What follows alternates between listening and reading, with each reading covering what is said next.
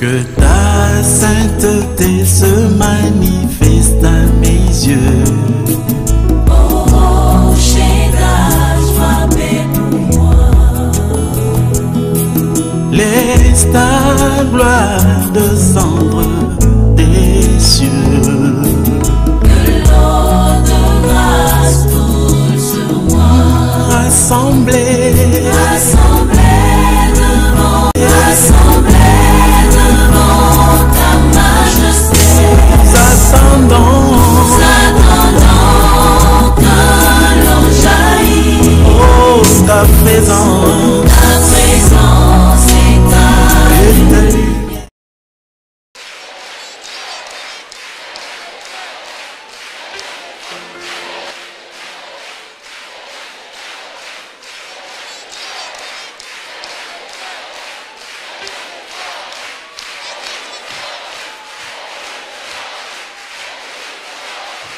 Le roi de rois, le tout.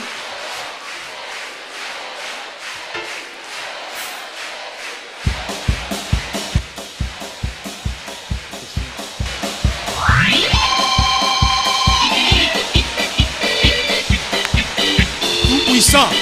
Oui, le tout puissant. Oui, le tout puissant, le tout puissant. Alléluia. Oui, le tout puissant. Le tout puissant. Oui, le tout puissant. Oui, l'agneau de Dieu. Oui, le tout-puissant.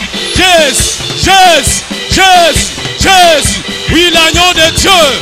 Oui, l'agneau de Dieu.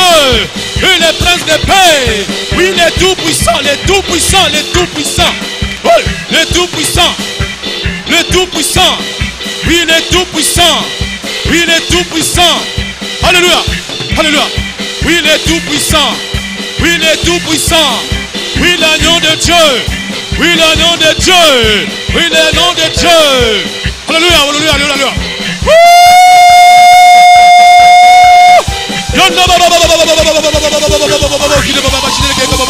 La présence du Saint-Esprit. L'agneau de Dieu. Jésus. Jésus. Jésus. Alléluia. Alléluia. Alléluia. Jésus. Il est le roi de rois, le Seigneur de Seigneur. Son nom c'est Jésus. Jésus. Jésus. Jésus. Oh, il est le roi. Il est le roi de rois. Jésus, Jésus, Jésus, Jésus. Oh, il est le roi. Gloire en Jésus. Gloire à l'agneau de Dieu. Il ôte les péchés du monde. Il est le tout-puissant. Il est le roi de rois, le Seigneur de seigneurs. Que le nom de Dieu soit béni.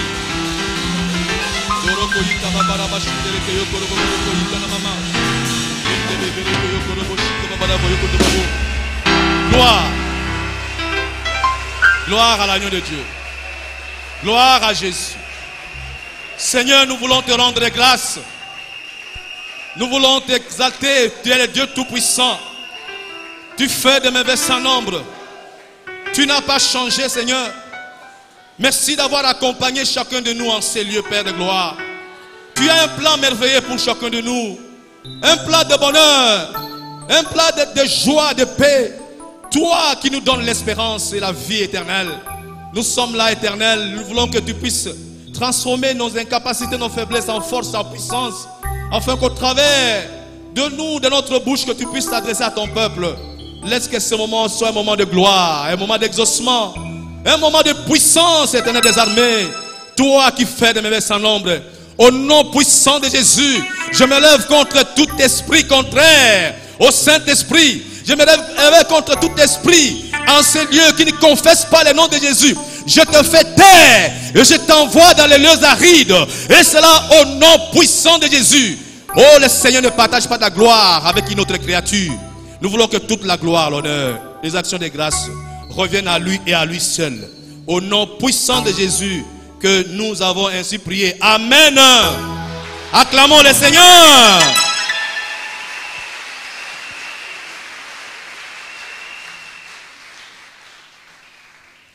Nous prenons nos Bibles, nous lisons dans 1 Chronique, chapitre 4, à partir du 9e verset jusqu'au 10e verset. Je vais lire au nom du Seigneur Jésus-Christ. Jaébet était plus considéré que ses frères. Sa mère l'appela du nom de Jaébet en disant: c'est parce que je l'ai enfanté dans la douleur. Le verset 10. Jaébet invoqua le Dieu d'Israël en disant: si tu me combles de bénédictions et que tu étendes mes limites, si ta main est avec moi, et si tu fais que, loin du malheur, j'échappe à la douleur, point d'exclamation et 3 points. C'est très important ce détail-là. Point d'exclamation et 3 points. C'est-à-dire que sa prière continue. La Bible dit, et Dieu l'exauça, ce qu'il avait demandé. Dites Amen. Bien-aimés, nous commençons, je voudrais ouvrir les hostilités par rapport à ce thème que le Saint-Esprit nous a donné. J'ai rencontré beaucoup de gens à qui nous avons remis des invitations, parfois qui avaient du mal à saisir la portée de ce thème. Pourquoi parler du statu quo et pourquoi parler du changement de statut? Avant d'aborder, j'aimerais faire 2 ou 3 petites observations. J'ai toujours lu ce texte, mais quand je l'ai lu dans une attitude de jeûne et de prière, j'ai compris autrement. Alors, j'aimerais partager avec vous quelques observations. N'ayez pas peur. Quelques observations pour réfléchir ensemble avec vous. La première observation, je vous ai demandé que vos yeux soient braqués, soient fixés sur ce texte. La première observation que j'ai constatée, c'est que l'histoire de cet homme Jaébet se situe dans une généalogie. Quand vous lisez, vous allez voir que le verset, le chapitre qui précède, on nous parle des 12 tribus d'Israël. Et ici, c'est la descendance, la généalogie de la tribu de Juda. Je vous informe de laquelle est sorti le Seigneur Jésus-Christ. L'on donne la généalogie, tel enfantant tel, tel enfantant tel, et l'histoire de la généalogie s'arrête subitement. Et l'on introduit dans cette généalogie l'histoire d'un homme Jaébet. Après avoir introduit l'histoire de Jaébet, la généalogie continue. Donc c'est une histoire qu'on a mis dans une généalogie. Et vous regardez là où cette généalogie s'est arrêtée, vous ne voyez pas, on est tel enfantin Jaébet et Jaébet la suite. Donc ça s'arrête, on parle de l'histoire de Jaébet. Et après avoir parlé de l'histoire de Jaébet, de sa situation, de sa prière, la généalogie continue. Ça c'est la première observation. La deuxième observation, c'est que ce Jaébet est de la tribu de Juda. La tribu de Juda, c'est une des tribus parmi les 12 tribus d'Israël. L'Israël, c'est le peuple. Suivez-moi très bien. Dieu est en train de poursuivre un objectif dans votre vie.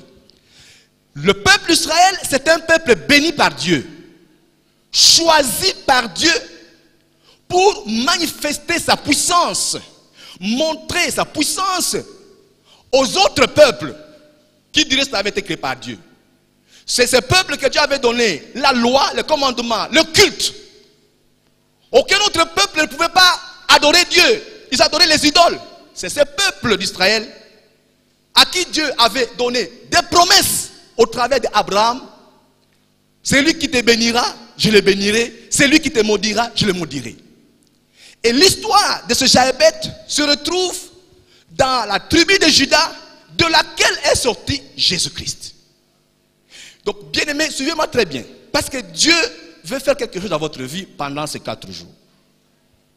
Et cet homme, malgré qu'il était l'héritier des promesses de Dieu, malgré qu'il était de la descendance de la tribu de Juda, il a connu des problèmes.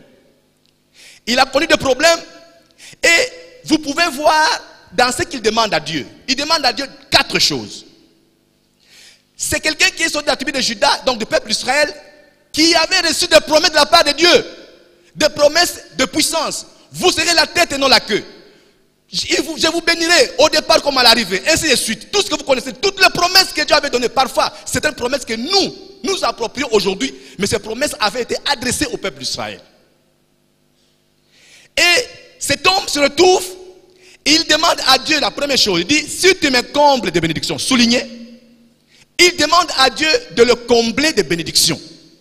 Alors que c'est quelqu'un qui était dans la bénédiction. Il était dans les promesses de Dieu. Mais il demande personnellement pour lui-même à ce que Dieu puisse, le combler de bénédictions. 2, il demande à Dieu d'étendre ses limites. Donc il lui reconnaît qu'en tant que juif, en tant qu'israélite, et par rapport à sa vie, il a constaté qu'il y avait des limitations par rapport à sa propre vie. Il invoque les dieux du ciel. Il lui demande d'étendre ses limites. Et 3, il demande à ce que la main de Dieu soit sur lui. La main de Dieu n'est pas courte pour agir. Lorsque Dieu étend sa main sur toi, c'est une main de protection, une main de bénédiction, une main de puissance. Personne ne peut te toucher. Il demande que Dieu étende sa main sur lui. Et il demande également que Dieu éloigne de lui le mal, la douleur, le malheur. C'est lui qui demande à Dieu que Dieu puisse éloigner de lui le malheur. C'est quelqu'un qui est sorti de la tribu de Juda, de laquelle est sorti Jésus-Christ. C'est quelqu'un qui appartient au peuple d'Israël. Mais il a fallu qu'il puisse passer à un constat et faire recours à Dieu par une prière qu'on appelle la prière d'invocation. Il invoqua l'Éternel. Il invoqua Dieu. Donc cette histoire, bien aimée, comme je viens de le dire avec cette observation, vous comprenez que cet homme avait un problème. Il avait un problème de statu quo. Le statu quo, c'est un état de léthargie. C'est un état de froideur. C'est un état de tiédeur. C'est un état où quelqu'un tourne en rond. Statu quo. Il n'y a pas d'avancement. Une imposition. Et ce soir, très rapidement, et dans les minutes que le Seigneur m'a données, puisque Dieu pour agir n'a pas besoin de beaucoup de minutes, même 15-20 minutes, il peut agir. Nous allons partager avec vous 4 points seulement, ce qui va nous replonger encore dans la prière. Là, le premier point, je vais parler sur 4 causes de statu quo dans la vie de l'homme, en général. Les 4 causes, et nous allons voir les conséquences de ce qui amène le statu quo dans la vie d'un homme. La première cause de statu quo, c'est l'état de pécheur, appelé un état d'incrédulité. Cet état de pécheur, cet état de refus d'accepter Jésus-Christ comme votre Seigneur, votre Sauveur, cet état de refuser de faire l'expérience de Jésus-Christ, l'état de refus de rencontrer Jésus-Christ dans votre vie, vous met dans une situation de statu quo, cet état d'orgueil humain. Donc, c'est la première cause de statu quo dans la vie de l'homme. C'est l'état que moi j'appelle l'état de mort. Un mort est mort, il ne peut pas bouger. On doit tout faire pour lui. Donc, le fait de ne pas accepter Jésus-Christ comme Seigneur et Sauveur vous met dans un état de vie sans, donc de mort, c'est-à-dire une vie sans Christ. Vous êtes mort. Et donc cet état vous expose à beaucoup de conséquences. J'aimerais très rapidement parler de quelques conséquences de cet état d'incrédulité, des refus d'accepter Jésus-Christ comme Seigneur et Sauveur, et qui vous met dans un état de mort, un état de mort, un état d'une vie sans Christ. La première conséquence, c'est que cette vie, la Bible dit, tous ont péché et sont privés de la gloire de Dieu. Donc cet état vous expose à l'absence de la gloire de Dieu. Vous pouvez avoir de biens, vous pouvez avoir des maisons, des voitures, mais cet état vous expose à l'absence de la gloire. Cet état de mort, si vous êtes là, je commence par là, parce que j'aimerais que nous tous nous puissions entrer, n'est-ce pas, dans la bénédiction. Cet état de mort vous expose à une autre conséquence, l'absence de joie. Quelqu'un qui n'a pas Christ n'a pas la joie. Il y a la différence entre le plaisir et la joie. Tu peux vivre dans l'impudicité, dans les mensonges. Tu peux avoir le plaisir, un état éphémère de plaisir temporel. Parce que la joie que Dieu donne, c'est une joie permanente. La Bible dit, la vie de l'homme ne dépend pas de ses biens, fut-il dans l'abondance. Même si vous êtes dans l'abondance, ce n'est pas le bien matériel, ce n'est pas la voiture, ce n'est pas le voyage qui peuvent te donner la joie permanente. Cette joie qui ne dépend pas des circonstances. Cette joie qui ne vient pas parce qu'on a mangé, on n'a pas mangé. Cette joie qui ne vient pas parce qu'on a réussi à l'université, on n'a pas réussi. Cette joie qui ne vient pas de ces choses matérielles. La joie qui vient du ciel, cette joie permanente vient que de Dieu. Et on la raconte lorsque quelqu'un fait la raconte, accepte de raconter Jésus-Christ comme son Seigneur et Sauveur. Aujourd'hui c'est votre jour, vous pouvez le raconter comme Seigneur et Sauveur. Cet état vous expose à vivre une vie sans paix. Quelqu'un qui n'a pas Jésus-Christ n'a pas la paix. Vous savez que le nom de Jésus-Christ, c'est le prince de paix. Si vous n'avez pas Jésus-Christ dans votre vie, vous n'avez pas la paix. Vous pouvez avoir de l'argent. Bien aimé, vous pouvez voir des gens qui roulent, qui sont en ville. Moi, je raconte, je travaille. Vous voyez quelqu'un avec l'argent, mais il n'a pas la paix. Quelqu'un avec les biens matériels, mais il ne peut pas dormir calmement. Il n'a pas la paix. Il dit, il n'a pas la paix. Frère, prie pour moi, je n'ai pas la paix. Vous le regardez, il est bien habillé, très bien habillé, véhiculé. Il a des maisons, mais il n'a pas la paix. Parce que la paix qui vient de Dieu ne dépend pas de ses biens matériels. Elle vient lorsque la personne accepte de rencontrer Jésus-Christ comme son Seigneur et Sauveur. Cet état de pécheur vous expose à vivre une vie en absence de l'amour véritable.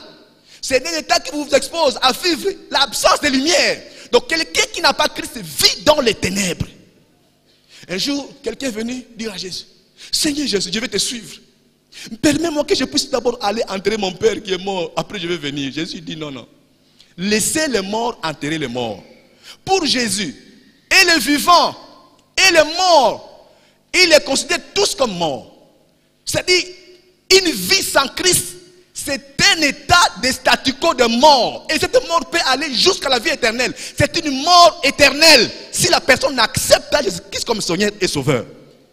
Aujourd'hui, bien-aimés, par la compassion de Dieu, j'aimerais que vous puissiez faire l'expérience de rencontrer cet homme, Jésus-Christ, que nous adorons.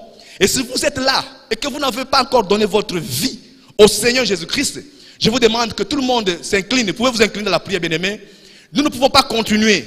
Nous ne pouvons pas continuer selon le Saint-Esprit sans que cette étape soit, nous puissions franchir cette étape. Je demande à toute l'assemblée de fermer les yeux. Mon bien-aimé, mon frère, ma soeur, tu es venu, c'est Dieu qui t'a conduit, qui t'a accompagné à ces lieux. J'aimerais que pendant que les autres ferment les yeux et commencent à prier, vous fermez les yeux et vous commencez à prier le Seigneur. J'aimerais que là où vous êtes, vous n'avez pas encore rencontré Jésus-Christ. Vous n'avez pas encore fait l'expérience, même si tu es à l'église.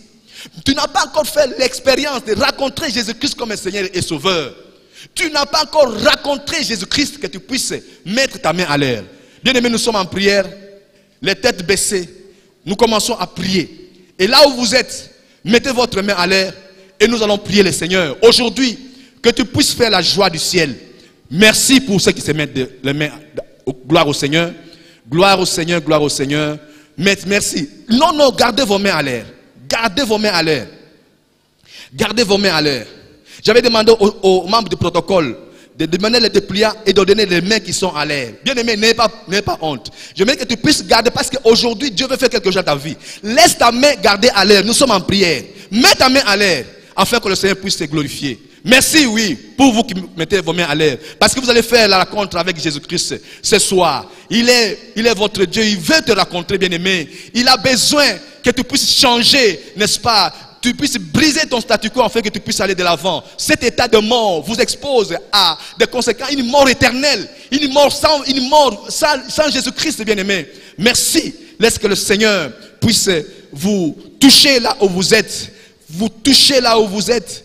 Oh, merci, éternel notre Dieu, notre Père. Toi, tu es le Dieu tout-puissant. Je te prie pour ces mains qui sont levées. Les mains qui sont levées. Afin que tu puisses toucher leur cœur. Tu as vu leur bonne volonté, Seigneur. Tu as vu leur sincérité. Ils ont mis leurs mains à l'air pour te dire que tu viens entrer dans leur vie. Laisse que ton nom éternel soit glorifié. Laisse que ton nom, Seigneur, soit élevé. Tu fais de merveilles sans nombre. Tu as, notre Dieu, un projet de bonheur dans leur vie. Seigneur, tu puisses entrer dans leur vie. Et que ton nom soit glorifié. Bien aimé, là où vous êtes, mettez votre main à l'air. Personne ne vous regarde. Nous avons tous les yeux fermés, les têtes baissées. Et le Seigneur Jésus-Christ est entré. Les anges sont dans le ciel en train de recevoir ses bien-aimés, en train d'acclamer là-bas au ciel. Ils sont dans la joie. Parce que lorsque une seule âme s'est convertie, il y a de la joie au ciel. Vous allez me suivre dans cette prière. Là où vous êtes. Mettez-vous debout, bien-aimés. Faites encore un autre acte de foi. Mettez-vous debout parce qu'un homme ne peut rien faire pour vous. Un homme va te critiquer. Il n'y a que Dieu qui connaît ton cœur. Il n'y a que Dieu qui peut te sauver. Il n'y a que Dieu qui peut changer ton statut. Mets ta main à l'air. Mettez-vous debout. Mettez-vous debout. Et nous allons prier le Seigneur. Mettez-vous debout. N'ayez pas peur de quelqu'un. Nous sommes dans la présence de Dieu. Dieu veut faire quelque chose dans ta vie. Il veut te donner la véritable joie, la véritable paix. Mais bien aimé, l'impudicité ne donne rien. L'impudicité ne peut rien donner. Les mensonges ne peuvent rien donner notre Dieu. Voilà pourquoi c'est notre Dieu qui donne la vie. Tu vas me suivre dans cette prière. Seigneur Jésus, je viens auprès de toi pour demander pardon pour tous mes péchés. Éternel notre Dieu, aie pitié de moi. Pardonne mes péchés. Viens entrer dans ma vie. Je te reçois comme mon Seigneur, mon Sauveur. Je veux faire l'expérience avec toi. Je veux vivre avec toi. Seigneur, fais ta demeure dans ma vie. Change mon cœur. Je viens auprès de toi. Merci de m'avoir reçu comme ton fils. Je prends l'engagement de ne plus rentrer en arrière, de te suivre jusqu'à la fin de ce monde. Au nom de Jésus. Amen. Acclamons le Seigneur bien-aimé. Gloire à Dieu. Gloire au Seigneur. Gloire au Seigneur. Maintenant, nous pouvons continuer très rapidement la deuxième cause du statu quo. La deuxième cause dans la vie d'un homme, dans la vie d'une église, d'une nation, d'une famille, qui peut constituer le statu quo, le blocage, l'immobilisme, l'imposition, les limitations, c'est l'ignorance de son identité. Bien-aimé, la connaissance transforme, mais l'ignorance déforme. Lorsque vous ignorez votre identité, il est très difficile que vous puissiez expérimenter certaines choses dans le Seigneur. Et donc ce message concerne le chrétien, les bien-aimés qui viennent de recevoir Jésus-Christ comme Seigneur et Sauveur. Maintenant, nous pouvons aller sur le même point d'égalité. Et il y a des identités. Il y a ce que j'appelle l'identité terrestre et il y a ce qu'on appelle l'identité céleste. L'identité terrestre, c'est ce que nous trouvons dans 1 Jean chapitre 1, où Dieu parle que la vie qu'il nous donne, l'identité qu'il nous donne, ne dépend pas du sang, de la chair et de l'homme. J'aimerais que nous puissions lire cela. Jean chapitre 1. La lumière est venue, mais les siens ne l'ont pas reçu. Mais à ceux qui l'ont reçu, il leur a donné le pouvoir de devenir enfants de Dieu. J'ai souligné le verbe devenir. Dieu te donne le pouvoir pour que tu deviennes enfant de Dieu. Et on dit de devenir enfant de Dieu.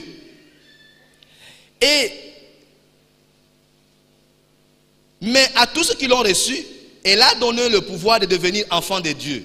À ceux qui croient à son nom. Verset 13. Et qui sont nés, non du sang, ni de la volonté de la chair, ni de la volonté de l'homme, mais de Dieu. Donc, vous pouvez naître de la volonté de la chair. Vous pouvez naître de la volonté du sang. Vous pouvez aussi naître de la volonté de l'homme. Je vais expliquer très rapidement. Les deux deviendront une seule chair. Lorsqu'un homme décide d'avoir une femme, lorsqu'il s'accouple, de cette union va sortir un homme. Avec H, femme ou homme. Tel que vous êtes là, vous pouvez décider aujourd'hui d'avoir un enfant. La volonté de la chair. Donc, vous pouvez décider d'avoir un enfant. Et dans nos familles, on a dit qu'il faut naître à moi lingala.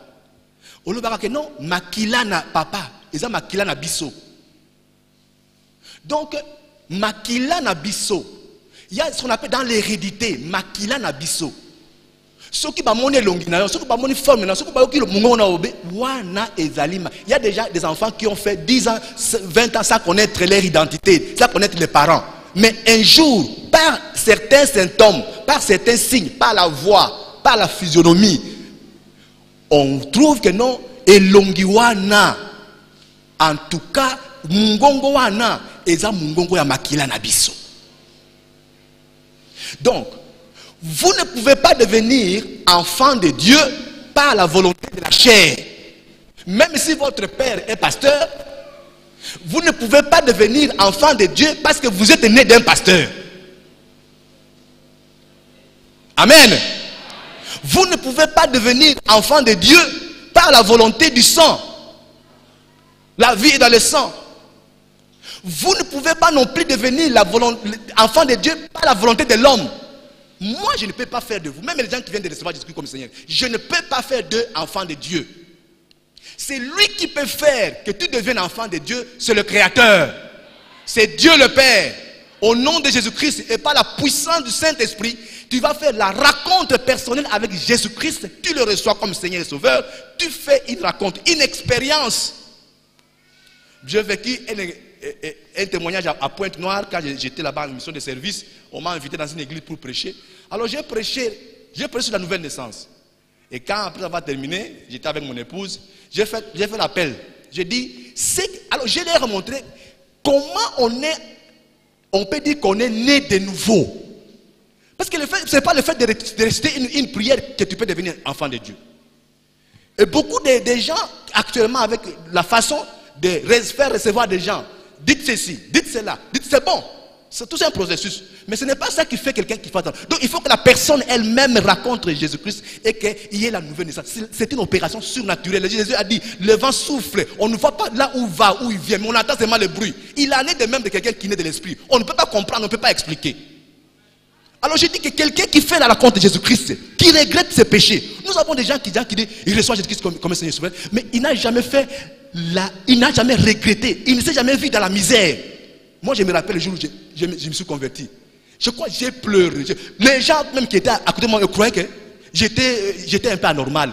Parce que le Saint-Esprit va te faire voir ta vie de péché, et tu vas commencer à pleurer sur tes péchés. Et tu vas sentir la paix de Dieu. Tu vas sentir la joie de Dieu qui ne dépend pas de l'argent, qui ne dépend pas des rapports sexuels, qui ne dépend pas de biens, de voyages. Cette paix va venir en vous. Ne vous inquiétez de rien, mais en toutes choses, faites connaître vos besoins à Dieu, pas de prières et d'explications. Et la paix de Dieu qui surpasse toute intelligence gardera vos cœurs et vos pensées en Jésus-Christ. La paix de Dieu qui surpasse toute intelligence. Cette paix qui ne dépend pas de l'argent, cette paix qui ne dépend pas des biens matériels, cette paix qui vient du ciel. Lorsque vous faites une rencontre avec Dieu, Dieu vous dépose cette paix-là dans votre cœur. Je vis les anciens, le diacre, les gens qui étaient à l'église pendant 2-3 ans sortir et venir recevoir Jésus-Christ. Il dit, si ce que tu dis là, c'est ce qui signifie naître de nouveau, alors moi je ne suis jamais né de nouveau parce que je n'ai jamais fait cette expérience-là que tu me dis. Alors le pasteur se met debout, il dit, vous n'avez pas compris, vous êtes ancien. Il dit, non pasteur, je n'ai pas. Si ce qu'il dit là, c'est ce qui signifie naître de nouveau, c'est que moi je n'ai pas encore fait cette expérience. Le pasteur voulait les empêcher, donc ils sont sortis, ils sont pasteur, je n'ai pas encore fait cette expérience-là. Vous pouvez être à l'église, même la Trinité ici, 5 à 10 ans, et ne pas avoir fait l'expérience avec Jésus-Christ comme Seigneur et Sauveur. C'est une expérience personnelle. C'est une rencontre que vous faites avec une personne. Il vient dans ton cœur et tu le sens. Même si tu ne le vois pas, tu le sens. Tu expérimentes cette paix, cette joie que l'homme ne peut pas donner, que votre père ne peut pas donner, que votre maman ne peut pas donner, que même votre travail ne peut pas donner, votre fonction politique ne peut pas donner. Vous êtes président de la République, ministre, sénateur. Cette position politique ne peut pas te donner cette joie-là, la joie qui vient du ciel. Amen. Acclamons le Seigneur bien-aimé.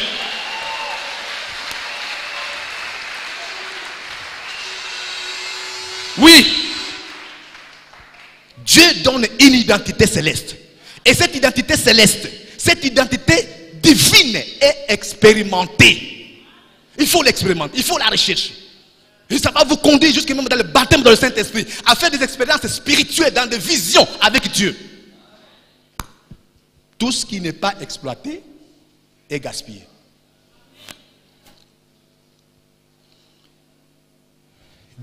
Troisième cause, l'absence de la prise de conscience de son état.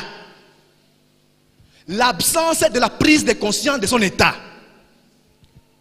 Jaébet n'a pas tenu compte. J'ai fouillé, j'ai fait des recherches pour savoir.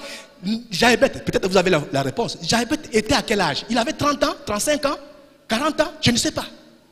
Mais à un moment donné, malgré son identité de juif, malgré qu'il était de la tribu de Juda, il n'a pas regardé à ça. Il a voulu faire une raconte personnelle. Il a pris conscience de son état. Actuellement, même dans l'église, les gens ne prennent pas conscience. Il faut vous mettre.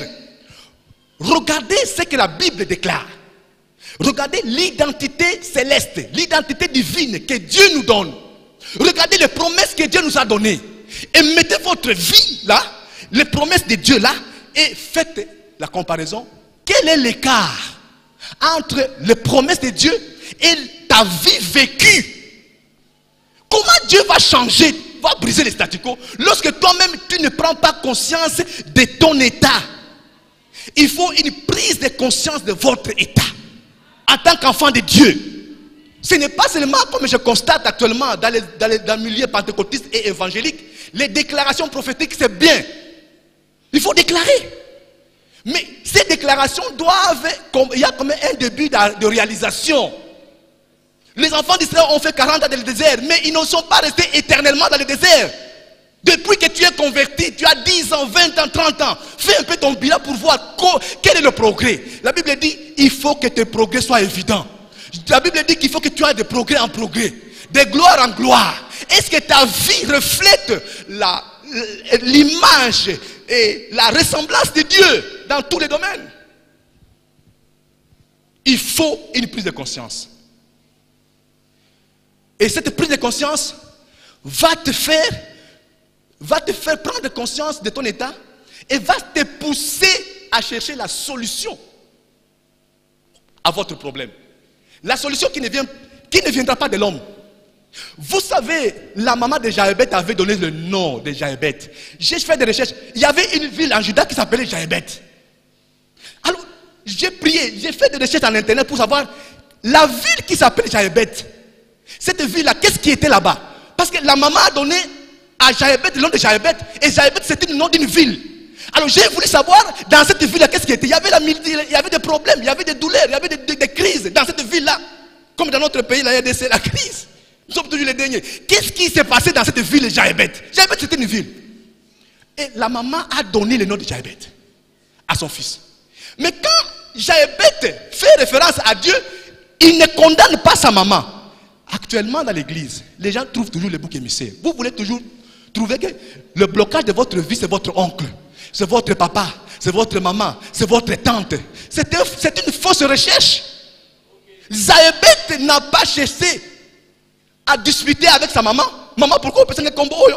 Ce que je suis en train de vivre, c'est par rapport au combo au Pessingaï. Non, il est allé vers le Dieu, le Créateur. Il a dit, Seigneur, change ma situation. Brise mon statu quo. Seigneur, brise mes limites. Je veux que tu étendes mes limites. Et Dieu l'a exaucé. Après avoir pris conscience des promesses de Dieu pour les Juifs. Maintenant, dans la tribu de Juda, je suis un Juif. Regarde toutes les promesses que Dieu nous a données. Je regarde ma vie. Ma vie, par rapport aux promesses, il y a un écart. Alors, cette prise de conscience va te pousser à poser des actes pour réduire l'écart entre ce que Dieu dit et ta vie que tu es en train de vivre réellement. Amen. Et ça demande une prise de décision. Moi qui je vous parle, j'ai terminé, j'étais en première, je me suis fiancé à 3e graduat. Première licence. Je regardais mon âge. Je vais parler à certaines personnes ici. J'ai regardé mon âge. Je me suis dit, mais j'ai maintenant 27 ans. Bientôt je vais avoir 30 ans. Je sais qu'en Israël, même Jésus-Christ, il a commencé son ministère à 30 ans. Donc en Israël, quand un homme atteint 30 ans, il devient responsable. Il ne peut plus habiter dans la maison de son père. Il doit se débrouiller. Il doit être responsable. Donc c'est à un responsable qu'on peut confier les responsabilités. Donc on ne pouvait pas confier quelqu'un de responsabilité avant 30 ans. Et quand Jésus-Christ même atteint 30 ans, il a commencé son ministère à 30 ans. Et quelqu'un pouvait, même les lévites, les sacrificateurs, c'est à 30 ans qu'on pouvait les consacrer pour faire l'œuvre de Dieu. Mais moi je suis 25 ans, je dis non, il y a un problème. Je me suis engagé pour me marier. J'étais étudiant, je n'avais pas de travail. Et en première licence, deuxième licence, je me suis marié avant qu'on me donne le diplôme d'université au campus en économie. Quand j'ai pris cette décision comme Jaébet, j'avais mes amis de l'auditoire. Nous côtoyons, nous voyons aujourd'hui. C'est une décision avec Dieu. Si tu n'as pas la révélation de Dieu, il ne faut pas la prendre. Moi, j'ai pris la décision sur base de la révélation de Dieu. Je me suis marié.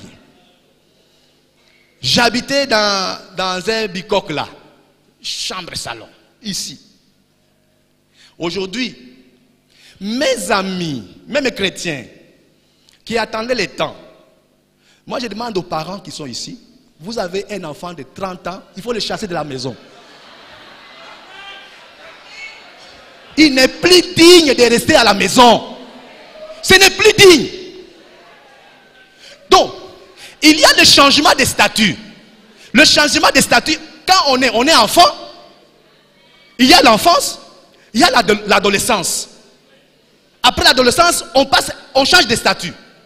On devient adulte. On devient responsable. N'est-ce pas?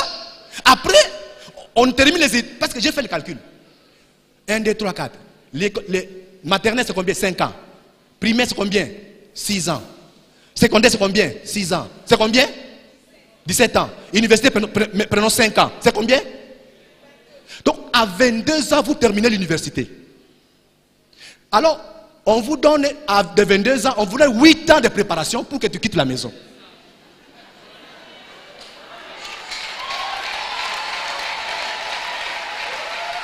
Ce n'est pas possible qu'à 30 ans, tu restes à la maison. C'est la malédiction. Même les juifs, on n'accepterait pas 30 ans.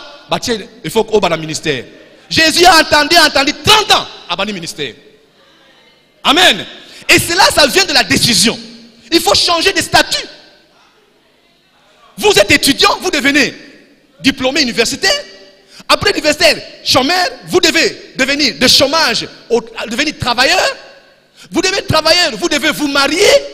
Vous devez avoir des enfants. Donc, il y a des changements, il y a un progrès, il y a aller de progrès en progrès. Il faut changer de statut.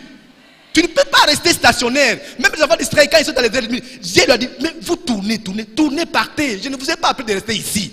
Ils commencent à se complaire au désert. Dieu lui a dit, je ne vous ai pas dit de venir rester dans le désert, c'est d'aller dans la terre promise. Aujourd'hui, ce soir, va dans la terre promise au nom de Jésus. Marie-toi au nom de Jésus. Trouve du travail au nom de Jésus. Tu vas dire à Dieu, moi j'ai terminé l'université. Je travaille 1 année sans travail, 2 ans, 3 ans. Non, non. Je dois travailler. C'est là qu'il est écrit que celui qui ne travaille pas, qui ne mange pas non plus. Moi, je suis un révolutionnaire spirituel.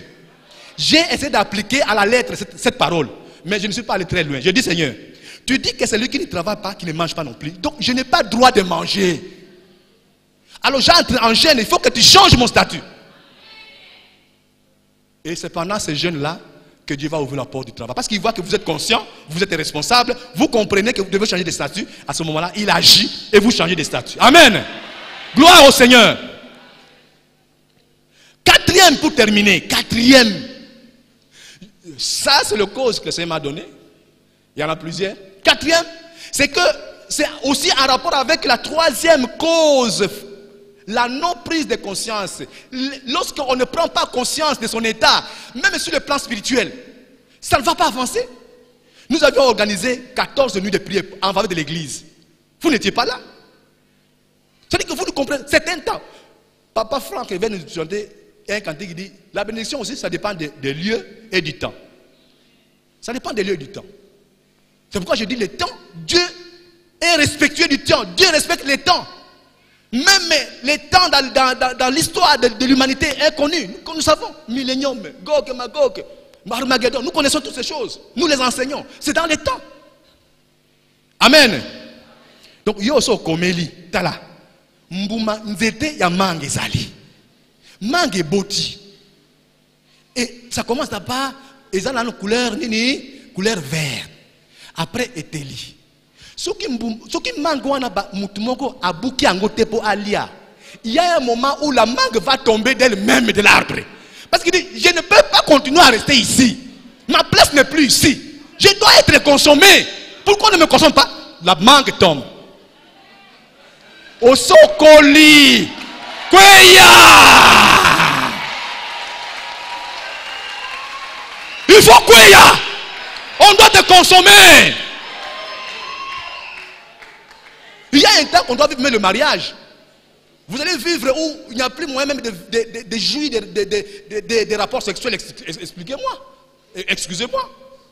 Donc il y a un temps que Dieu a fait pour toutes choses. La naissance, la jeunesse, l'adolescence, vous venez adulte, mûr, et vous mourrez, vieillesse et vous mourrez. Et à chaque étape, il y a des bénédictions liées à cette étape-là. Donc tu dois réclamer comme Chaébet, tu dois dire non, non, non, je refuse. Seigneur, tu dois changer ma situation. Pendant ces 4 jours, au nom de Jésus, tu dois changer ma situation. La 4e, c'est que il y a une cause pour terminer, l'absence de coopération. Il faut coopérer avec Dieu. J'ai toujours dit, l'absence de coopération et d'engagement dans les combats. Le refus de devenir partenaire. Depuis que Dieu a créé la terre et tout ce qui se trouve, les 6 jours, le 7e jour, Dieu s'est reposé. Depuis lors, tout ce que Dieu fait sur la terre, il le fait en coopération avec l'homme. Rien ne se peut, même si vous avez béni Rio, à Kolika Nanzela Moutou. Même si il faut bala, Zamba Kolika Nanzela Moutou. Yo pozo Moussala, Zamba Kolika Nanzela Moutou. Dieu agit en partenariat avec l'homme. Il faut coopérer avec Dieu. Il faut accepter de devenir partenaire avec Dieu. Même Jacob a dit non, non, non, non. Moi je comprends que mon problème c'est Dieu. Seigneur, il a combattu avec Dieu. Jusqu'à ce que tu me bénis.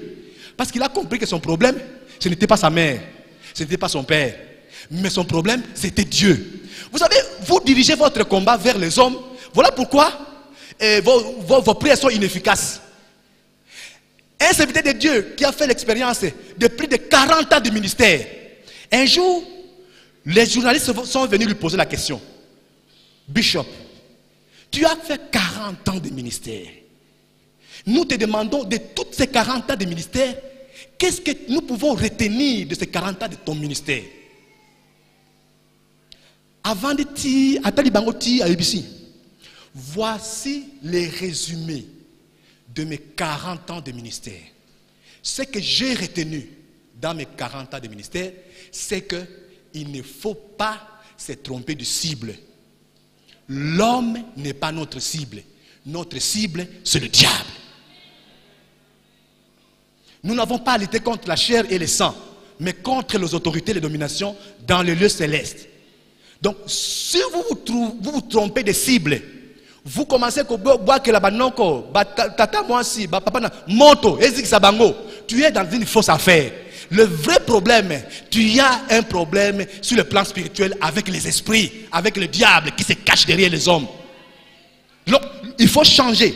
Soit vous avez le problème avec le diable, ou soit, j'ai compris, vous pouvez même avoir le problème avec Dieu. Vous savez, Dieu, c'est quelqu'un qui met aussi les gens dans le statu quo. Bateau, bachaka, bateau, statu quo, liboso, nzambe. 2, le diable, non, le diable est en troisième position. 2, c'est l'homme lui-même, pas sa vie de péché. 3, c'est son environnement, sa famille, n'ont pas de liens.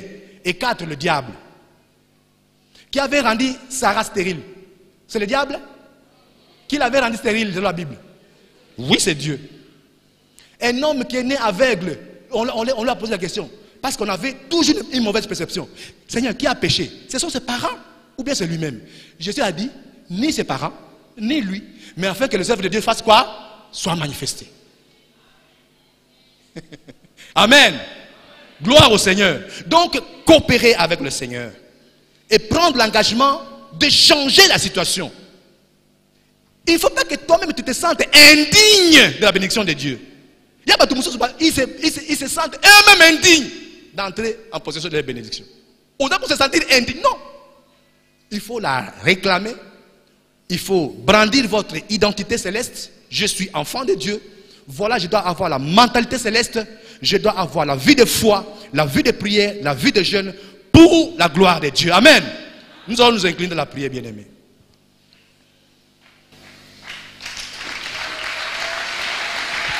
Gloire à Jésus.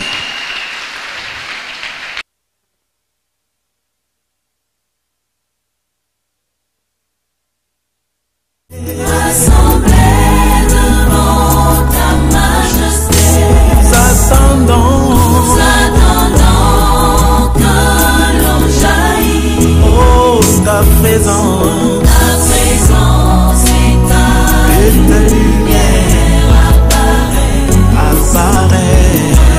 cherchons ta sainteté. Rassemblés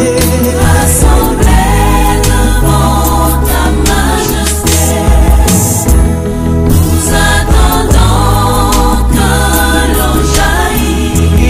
il jaillit.